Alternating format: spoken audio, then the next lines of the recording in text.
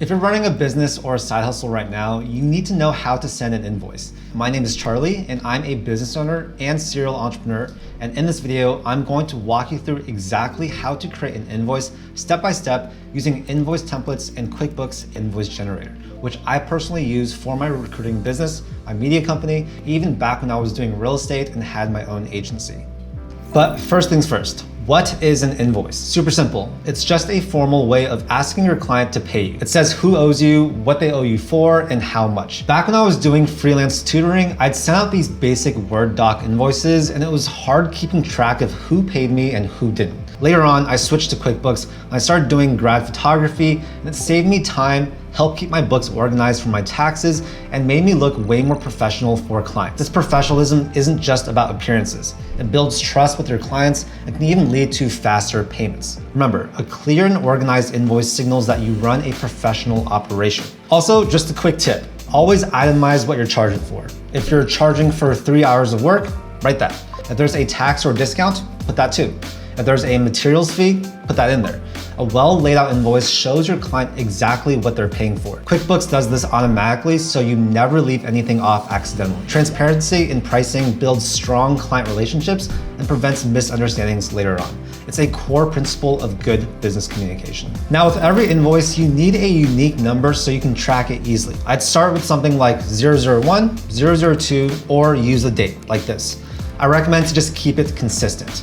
If you use QuickBooks, it auto-numbers your invoices for you, so you don't need to think about this. Consistency in your invoicing system is key for efficient record keeping, especially as your business grows. This kind of approach helps you stay organized for tax season and ensures that you can easily look up past transactions. Now let's talk about something called a proforma invoice. This is basically a pre-invoice you send when a client needs to see an estimate before officially working with you. Back in my real estate days, I'd use proforma invoices when a client needed to know what everything would cost before we lock things in.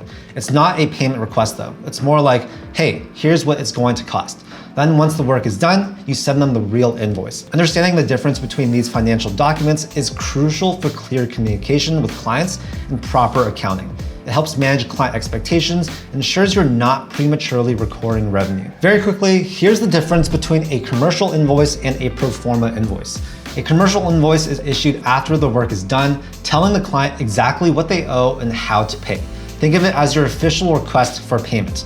A pro forma invoice is issued before the work is started. Its purpose is more like an estimate, helping a customer decide if they want to move forward with a purchase. And from an accounting perspective, only the commercial invoice is recorded as an actual payment you're due. Let's talk about what goes in an invoice. You need your business name and contact, the invoice number, the date you're issuing the invoice, the date the services or products were delivered, your client's name, what you're charging them for, how much, payment terms, and how they can pay you.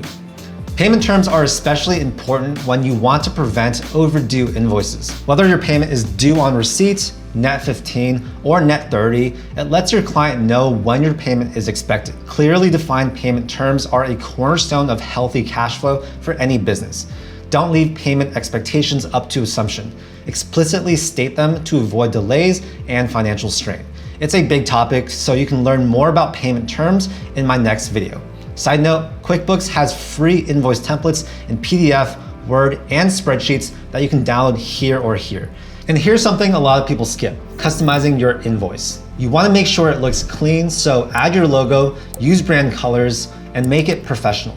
Back when I first started my recruiting business, I made sure my invoices looked good because it leaves a good impression and clients take you more seriously. A professional looking invoice reinforces your brand identity and contributes to a positive client experience.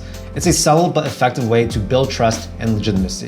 If you want to make it even easier, QuickBooks has a free invoice generator. You don't need to sign up. All you do is plug in your details, customize the invoice, and then download in a few minutes. Leveraging tools like this can significantly boost your efficiency, allowing you to focus on core business activities rather than administrative tasks.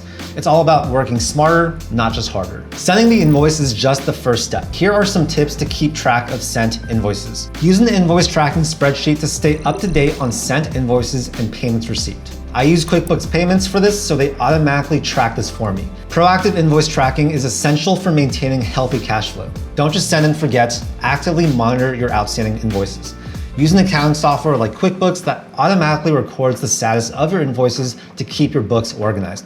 Implementing accounting software is a fundamental business practice that simplifies financial management, reduces errors, and provides real-time insights into your business's financial health. Remember when I talked about invoice number earlier? Label each invoice with an invoice number so you can easily keep track of new and recurring payments. Now, you may be wondering, aren't invoices and receipts the same thing? They're actually two different things because an invoice asks for payment, whereas a receipt confirms the payment was made. You need your invoice to get paid, and once payment comes in, you can send a receipt so you and your client both have records. Understanding the legal and accounting distinctions between these documents is vital for proper financial record keeping for both you and your clients. This ensures compliance and provides clarity in your transactions. I highly recommend using QuickBooks for creating, sending, and tracking invoices. The really cool part about them is if a client forgets to pay, you can set up automatic reminders so you don't have to remind them awkwardly. I go into more details about payment reminders in another video, which you can check out here. Automating tasks like payment reminders not only saves you time and reduces awkward conversations, but also improves your chances of getting paid on time, directly impacting your business's financial stability. If you want to get started, you can check out the link below to learn more about QuickBooks Payments and grab a free invoice template or try out QuickBooks Invoice Generator today. If this video helped you, hit that like button and subscribe for more content on entrepreneurship and building your business. Thank you so much for watching.